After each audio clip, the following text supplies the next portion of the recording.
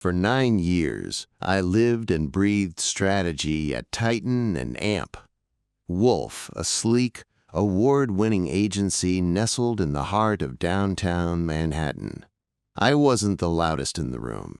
I didn't schmooze clients over cocktails or dominate brainstorms with ego. But when it came to seeing the soul of a brand and translating it into a campaign that resonated viscerally, truthfully, I was the person they turned to. I'd led creative direction on everything from national healthcare rebrands to sustainability pushes for Fortune 500s. My concepts didn't just win awards. They moved markets. They had that quiet, measurable power. My name is Daniel Rios. I've been in the industry for nearly 14 years, and every campaign I led was built on a single principle: authenticity wins. I wasn't chasing fame, I was chasing clarity. Authenticity. I believed in ethical marketing, truthful storytelling, long-term trust over short-term hype. That belief earned me some quiet respect and a few quiet enemies. So when Catalyst BioWare, an innovative biotech firm with a $20 million campaign budget, came knocking with a dream brief to reintroduce their identity post-merger, I felt something shift. This was the project I'd been preparing for my entire career. Every instinct told me I could deliver something transcendent. I built the pitch deck with obsessive care. Research, insights, emotional mapping, down to the color theory rooted in patient psychology. When I presented it internally, the room went still. One executive muttered, "Christ," under his breath, staring at the last slide. My creative director, Mara, nodded, slowly. I thought I had it, but a week later, the email came through. The project had been assigned to someone else. Trent Avery, a rising star with big hair, bigger ego, and a gift for selling the sizzle. There was no explanation, just a meeting request titled Reallocation. I clicked Accept, my hand trembling slightly. Inside me, something began to quietly rearrange. The meeting was scheduled for 10 a.m. sharp. I arrived 5 minutes early, clutching a coffee I barely sipped. When I entered the glass-walled conference room, Mara was already seated, eyes fixed on her phone. Across from her sat Trent, grinning, radiating that brand of confidence that often substituted for substance. "Daniel," Mara said without lifting her gaze, "thanks for coming. No warm-up, no context. Just a quiet tension, like walking into a room where someone had just been fired." "I wanted to talk about Catalyst," she continued, folding her hands. The partners felt Trent's style aligns better with where the client wants to go. "Trent wasn't on the internal review," I said, confused. "He hasn't even seen the brand map. He's already familiarizing himself. We think he'll bring a more energized spin." Energized spin. I forced my jaw to unclench. Did Catalyst request the change? There was a pause. Then the line, "We made the decision internally." I glanced at Trent. He didn't meet my eyes, just tapped a pen and feigned humility with a slow shrug. I walked out before they could insult me further with thanks or platitudes. Back at my desk, I stared at my screen, watching the cursor blink over the proposal I'd spent 4 weeks refining. 23 annotated slides. User journey overlays. Empathetic framing tied to patient case studies. I didn't just build a strategy. I built a story, one that mattered. Now it would be dissected and repackaged with bold fonts and buzzwords by someone who thought authenticity was a tone of voice you picked from a drop-down. I didn't go home that night. I stayed late, under the flickering fluorescent lights, deleting files from shared drives and archiving my notes. I left nothing for them to steal. When I finally walked out into the damp evening air, I felt hollow. Not angry, yet, just discarded. For days, I tried to rationalize it. Office politics, favoritism. Maybe Trent had connections I didn't know about. Maybe Mara felt threatened. Maybe I was just too quiet, too serious, too. Me. Then the internal newsletter went out. Front page. Fresh vision for Catalyst. Trent Avery takes the reins. In the first paragraph, I read my own insights repackaged under his name. Phrases I'd coined. Messaging arcs I'd defended in that original pitch. Word for word. The credit was his. And that's when the anger finally came. Not explosive. Not loud. But cold and surgical. A sense of betrayal so precise, it made me nauseous. I booked 2 weeks of vacation the next day. No explanation. No return date. I didn't even tell HR I just left. But I didn't rest.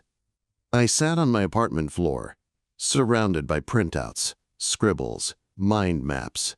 I reviewed every email, every slide, every insight I'd ever created that they'd ignored. I read case studies on creative IP theft. I rewatched Catalyst's public statement and noted every recycled phrase. And I came to one conclusion. I wasn't going to fight them head-on. Not through legal means. Not by begging for recognition. I was going to make them irrelevant. I would build something they couldn't ignore. Something no award panel or industry blog could dismiss. And I wouldn't need anyone's permission. The first month felt like wandering through fog. I had no office, no team, no clients, just an idea. And bruised pride sharp enough to cut glass. I spent my mornings walking along the East River, headphones off, letting the noise of the city stir something awake inside me.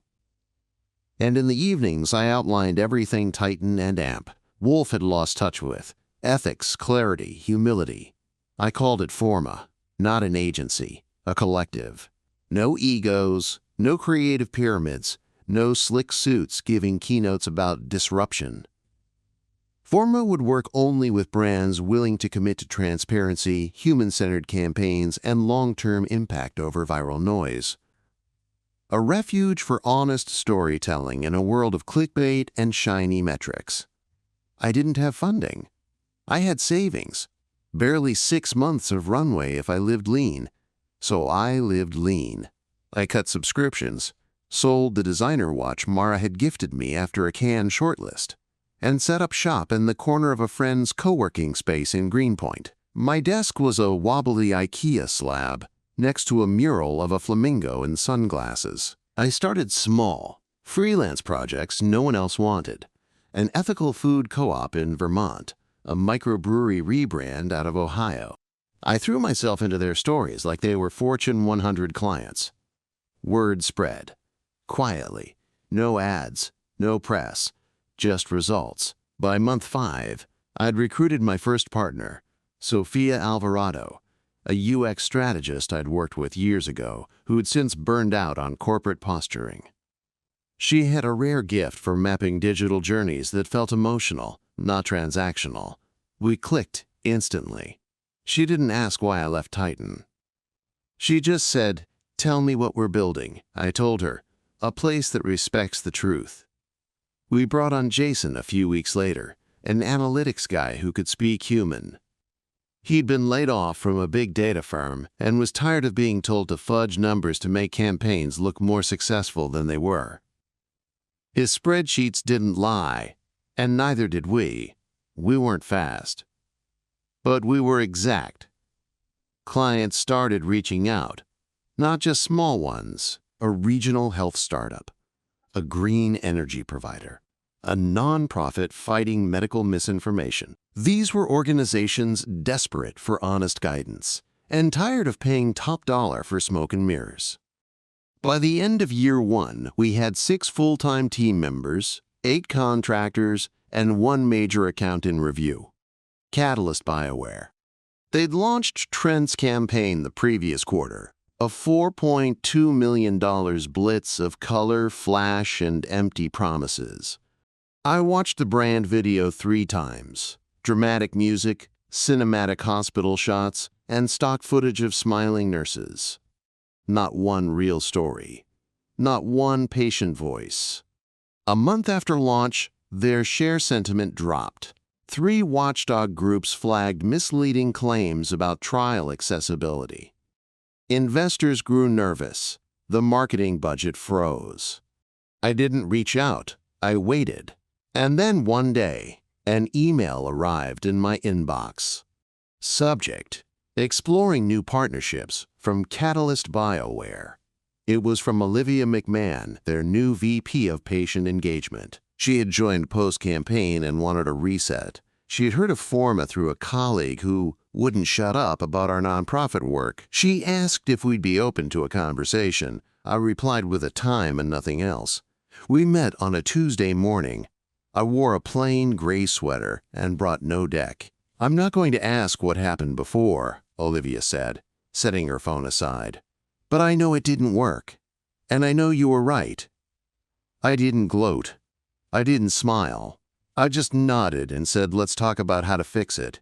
We didn't pitch. We audited. We listened.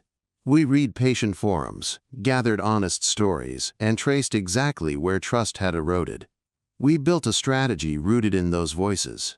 No filters, no buzzwords, just truth. And we offered Catalyst a 3-month trial campaign.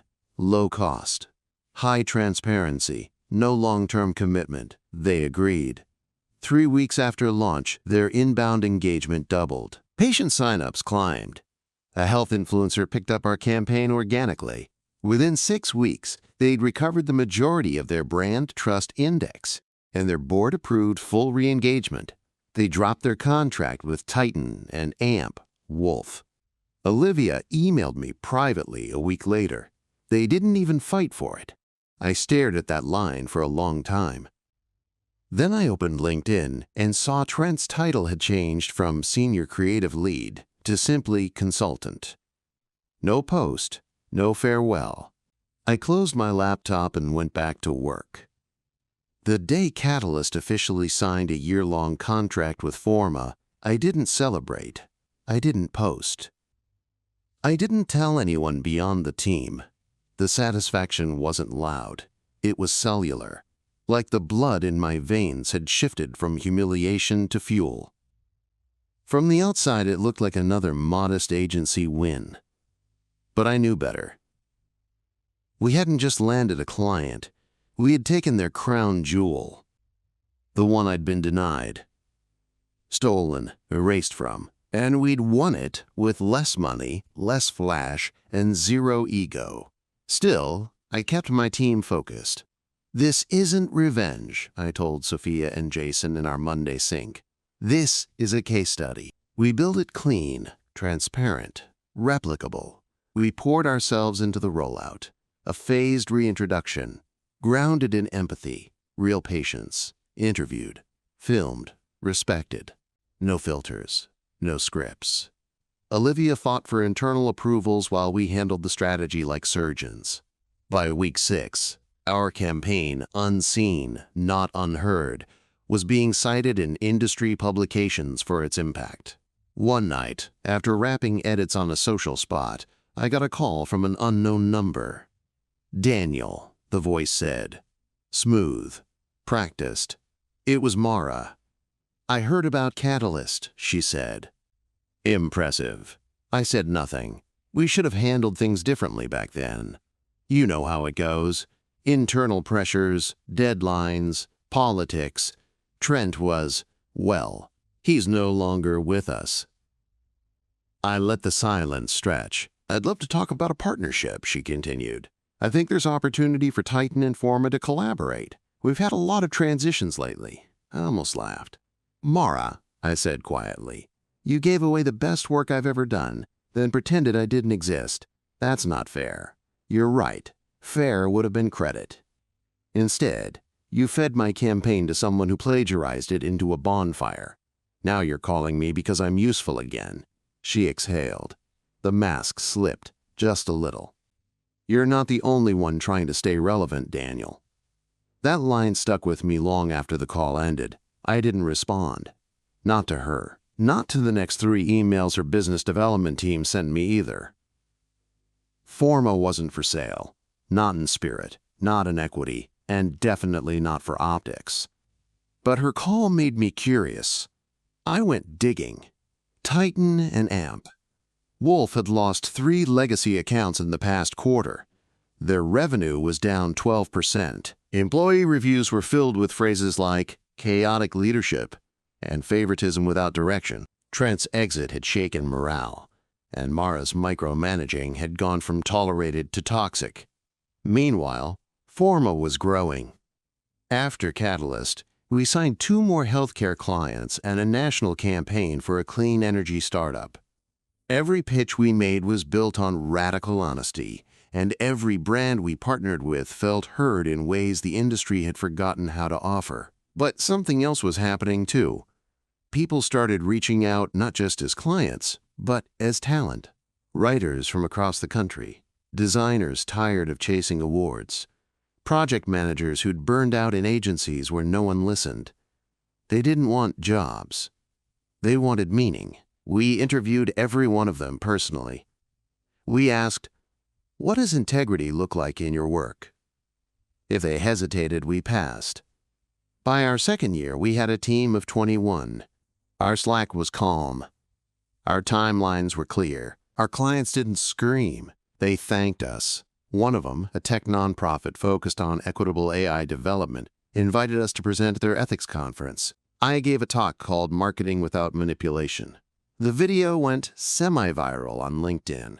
5 more leads landed the next week. That's when Titan made their second move. This time, it wasn't Mara. It was a recruiter. "We're impressed by Forma," she wrote. "There's interest in discussing acquisition, terms favorable to your continued leadership." I smiled at the word favorable, like I should be flattered to be offered a leash with gold plating. I didn't reply. I just forwarded the email to my team with the subject line, "We're doing something right." Still, part of me wrestled with it. Not temptation, validation. The childlike desire to be recognized by those who once dismissed you. But that desire was an echo now, not a compass. I'd learned how to build value outside their games. 3 months later, Catalyst invited me to their boardroom for a presentation on our second phase strategy. I stood at the head of the same long table where I'd once pitched a campaign that was stolen from me, but this time I wasn't alone. Sophia ran point on UX touchpoints. Jason broke down data in plain language. I presented last. When I finished, Olivia stood up. "This," she said, looking around the room, "is what leadership looks like." I glanced at the executives. They were nodding, taking notes. Not one of them asked for Trent. Afterward, as we packed up, Olivia walked over. "Funny," she said, "I met someone from Titan last week. They said losing Catalyst was inevitable." "Inevitable," I repeated. "That's one word for it. You made this place better," she said. "Not just for us, for the industry." I nodded, but I didn't say what I was thinking. That better wasn't something you inherit. It's something you build. It happened during the autumn quarter review. We were deep into our 3rd year, and Forma had evolved from a startup into a force. Not large, not loud, but respected and feared in the right rooms. We'd just wrapped a milestone campaign with MediaLux, a hybrid diagnostics company struggling to rebrand after an acquisition scandal. Their old agency, Titan and AMP Wolf, had pushed them to deflect, to spin. We convinced them to apologize. Honestly, publicly. We helped them create a platform for patient voices and designed a feedback loop for real accountability. It worked. So well, in fact, that AdMark Global ranked the campaign top in health sector trust recovery for the year. Our name appeared just under MediaLux's in clean, small text, strategy by Forma Collective. Then came the call that would bring everything full circle. It was from Victor Hahn, a long-retired executive partner who had helped build Titan in its early days. He had no reason to reach out to me, but he did. "I heard you're working with MediaLux," he said. "I was on the advisory board when they signed with us back in the day. You've turned them around." I waited, unsure where this was going. "I'm stepping back into the agency world," he continued, "reclaiming the firm before it implodes. He didn't have to explain. I'd read the reports. A lawsuit from a former junior associate citing a toxic environment, a dropped pharmaceutical client after a privacy breach, and Mara, publicly named for retaliating against whistleblowers in a leaked internal document. Victor paused. "Daniel, would you consider joining Titan again? Not as staff, as a partner, co-rebuilder." I stared at the floor. My old badge was in a drawer at home. Sometimes I'd catch it when digging for batteries or receipts. A plastic rectangle holding the ghost of who I used to be. "Victor," I said slowly, "I think the Titan you want to rebuild doesn't exist anymore." "I know. That's why I'm calling you." I wanted to feel pride, vindication, even vengeance, but all I felt was sorrow for what had been wasted, the people overlooked, the good ideas drowned in ego.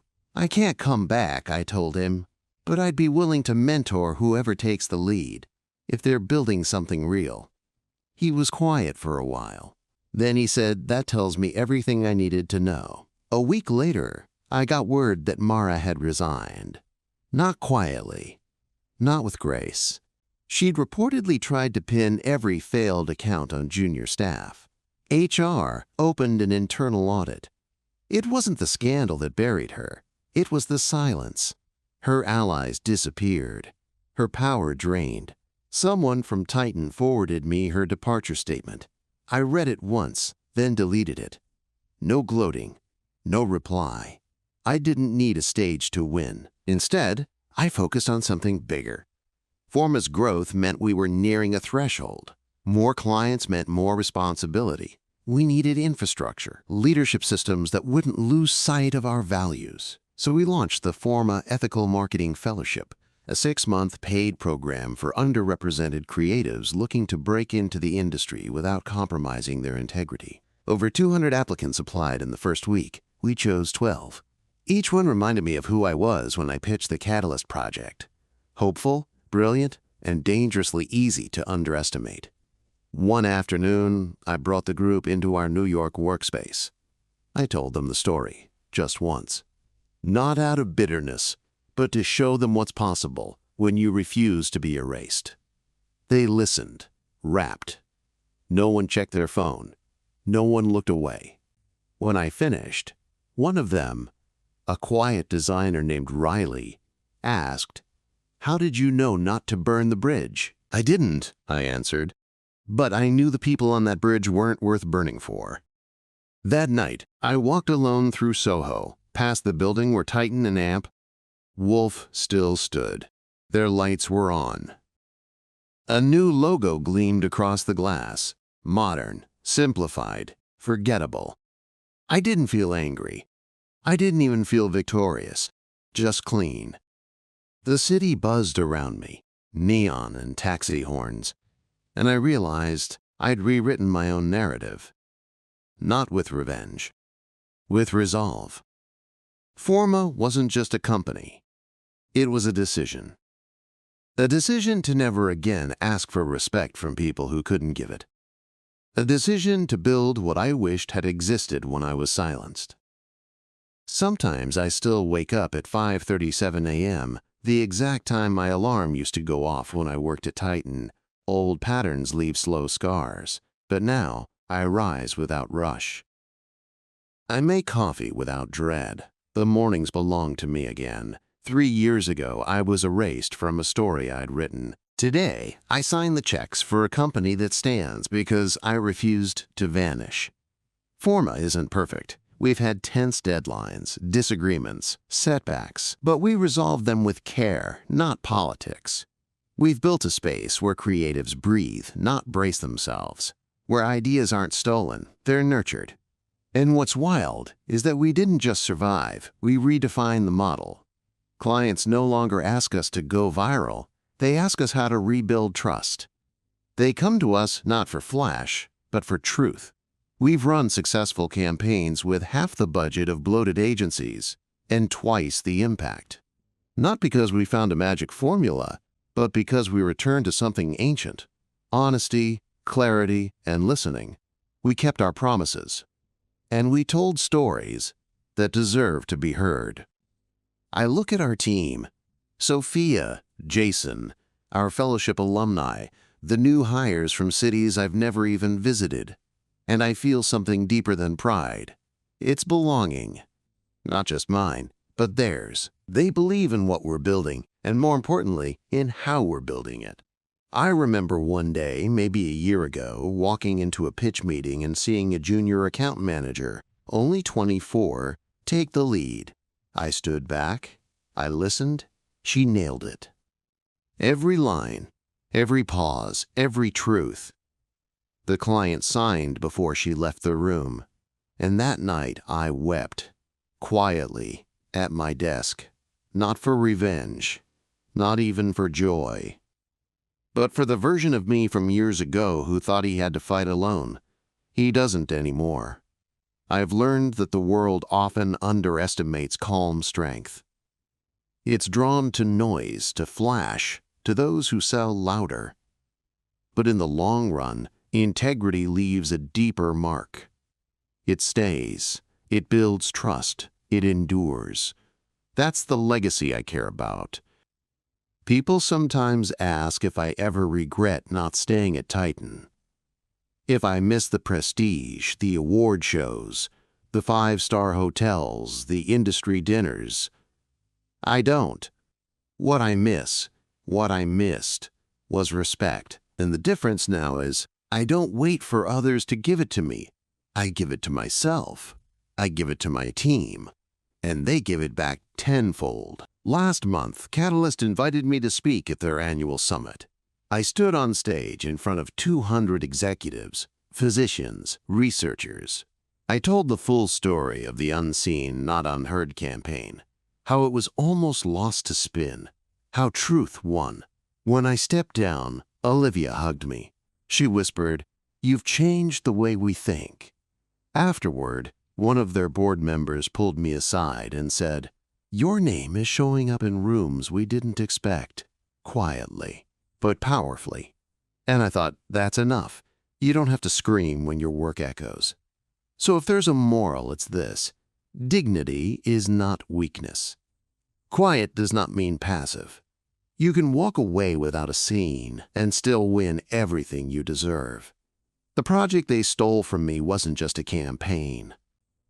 It was the last time I gave others the power to define my worth. And when I left that room in silence, I wasn't quitting, I was beginning.